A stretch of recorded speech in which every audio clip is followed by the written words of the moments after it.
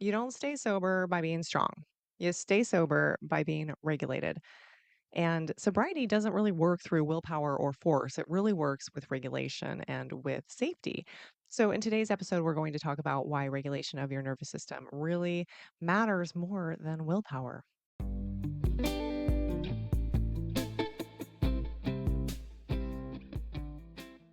Hey there, I'm Jennifer Sack, and I help sober curious and sober ready individuals transition into their sober lifestyle by removing the fear around it, getting rid of all that mental tug of war, and helping them transition with confidence and clarity and courage. And today we're talking about the nervous system because really getting sober requires a lot of safety in the body. We have typically used substances to regulate for a very long time, and this has become our security blanket, our coping mechanism. And even the fear of not having that is one that can, on its own, keep us from moving into that sober lifestyle. And I know this firsthand because I definitely used substances to make sure I could get through the day. I was thoroughly convinced that I could not get through the day if I wasn't using substances to cope. And so a lot of the fear was how literally will I survive? Like now that sounds atrocious. That sounds so ridiculous to me. And having 5 years of sobriety under my belt, which came after decades of substance abuse. But while in that, I could not seriously imagine getting through the day, getting through stresses, getting through the ups and downs, through real catalytic events that would hurt me or be very upsetting. From that traumatic all the way into the mundane daily details of life, I thought I needed to cope with something. And that was because my nervous system was a wreck.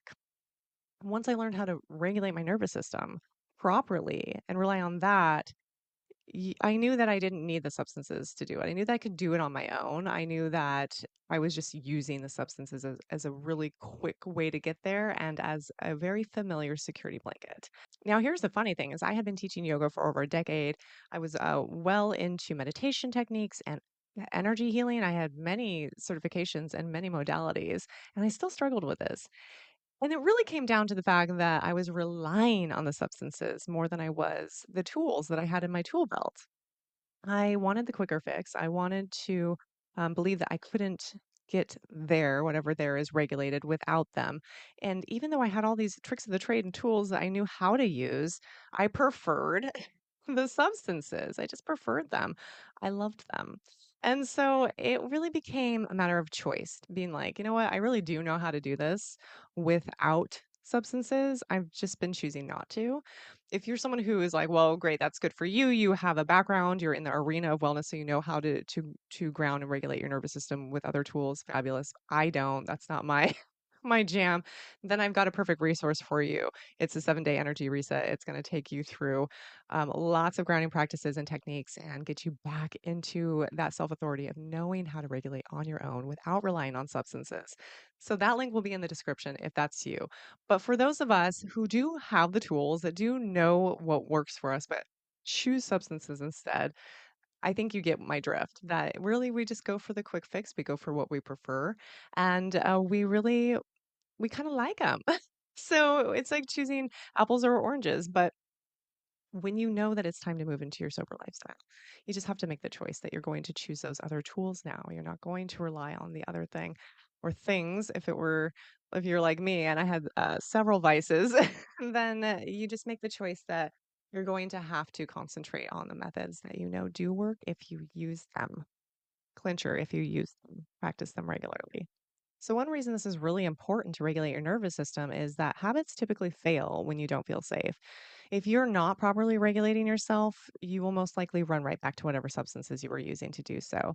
So, super important that you get a handle on that first, I would say, before you even try to move into sobriety, because you will basically know through and through that you've got yourself, that you can handle it. And until you kind of quench that thirst, you're going to potentially fail because once the going gets tough, you have one bad day, one upset, you're going to run right back to the substances because you're not really sure how to work with that on your own. So you really need to get well versed in what works for you, what's efficient, what's effective, what's easy to remember to do. And that's exactly what my resource gives you. So if you're at all waffling there, then grab that resource. I'm telling you, that's what it's all about, is so that you can really drop into those techniques, secondhand nature, you know what to do and they work quickly for you. Otherwise, if you already know, like, yeah, when I do this breathing technique I learned, it works really well. You need to start using it. Yeah, I know we don't like to do that, but if you start using it now and start regulating your nervous system now, and then build that self trust that you know that you can do that, that you have that control to be able to work with your parasympathetic nervous system and bring yourself into a regulated space, like that is going to make you feel so much more confident moving into sobriety because you'll know that when those moments hit, you're able to regulate. You don't have to rely on the substances. So don't do it in the reverse effect. Don't just quit and then be like, ah, now what do I do? I'm having a stressful moment. You're gonna fail. You're gonna run right back to it. We always go for the easiest route. So make regulating on your own with these other tools and resources an easy route by practicing it, by getting well versed in it. Let's talk a little bit about what grounding actually means, because it can sound pretty woo to those who are not into this world or into this stuff.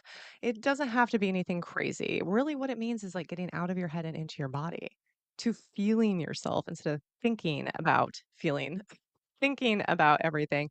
You are in your body experiencing. You're experiencing from the inside out. You're not on this kind of hamster wheel of mind, thought, body like loop. You're just like there in the moment, feeling yourself from head to toe, experiencing whatever is without judging it, without pushing it away, just noticing, being very aware, being with it.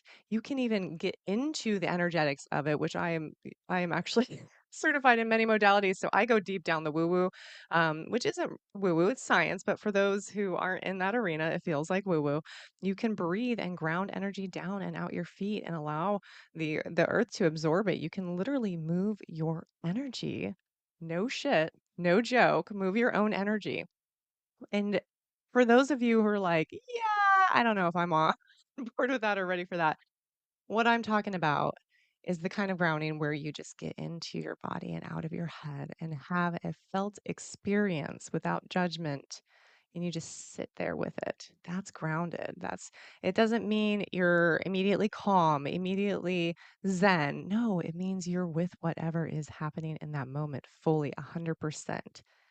That's what that is. Okay? So don't think that being grounded just means you're suddenly some like perfect Zen monk. No, no, it's really just about experiencing and being present with that, whatever it is. It's really important that the habit that you choose as your grounding relief, as your techniques, that you're not choosing too many, that you choose just, one to two really. If you have too many, you're going to get caught up in choosing which one to use when the moment hits.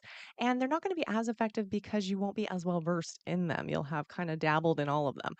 What I would suggest is find some that work for you, your top 1 to 2, and stick with them and practice them regularly.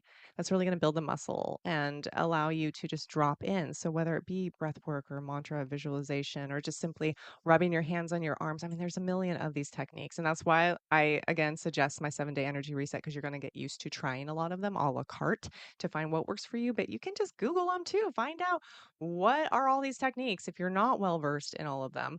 Um, Google what are some grounding techniques and just start trying some out, and then choose your favorite 1 to 2 and keep with them regularly. And you're going to start to notice that as you do that regularly, you're going to be able to drop in and calm yourself faster and faster each time. They're going to be more effective. How this works for you to your favor is it's going to help you reduce urges without having to fight things. So as you know, if we're fighting, we're resisting, we're actually creating a bigger problem. When you can just relax and sort of work through any sort of urge, regulate through it, it just dissipates everything. It just calms and passes. So, do you want to create a bigger monster by resisting an urge, or do you want to work through regulation and just dissipate and move past it? That's the best way I can say to think about it. And it's a no brainer, right? So, the cool thing about this is that regulation as a practice on your own with these tools rather than with substances is a really great way to just end the negotiation. There's no need to run to your substances if you have shown yourself that you have the power to regulate yourself at will and that you can do it, that you can stick to this, that it works because it does. It really does. Then the negotiation ends. So anytime you do feel the urge, there's not this, well, I need it, this fear anymore that you won't have the substances to help you, because you'll have the self trust and self authority knowing that you can do this on your own. So the negotiation ends, you relieve yourself of that battle, and you just move forward. In this way, sobriety actually gets to feel like supportive for you rather than like a punishment in any sort of way. So you're really building steadiness instead of forcing change. And that's really the goal here is to just build some steadiness instead of forcing change. And that way you can roll into it naturally. It's going to mitigate a ton of the fear like I had of like, how will I even get through the day? When you start realizing that you absolutely can, it can be even better and more enjoyable. It doesn't have the ricochet effects of all the substance abuse. I mean, we can go on and on about the benefits of the sober lifestyle versus not, but that's not really what that's about today. But if you just start here, if you just start by learning to regulate yourself without relying on substances, you're going to have a huge leg up when you do transition into that sober lifestyle. And it's going to not only remove a ton of fear around it, but it's going to support your nervous system entirely and keep you from backsliding and going back to that old way of being. All right, guys, thanks so much for hanging out with me. Grab that 7 day energy reset in the show notes in the description. And for a free resource, if you want to go over more of the fears that come up as you try and consider moving into your sober lifestyle, grab my free online workshop. Enough is enough. See you next time.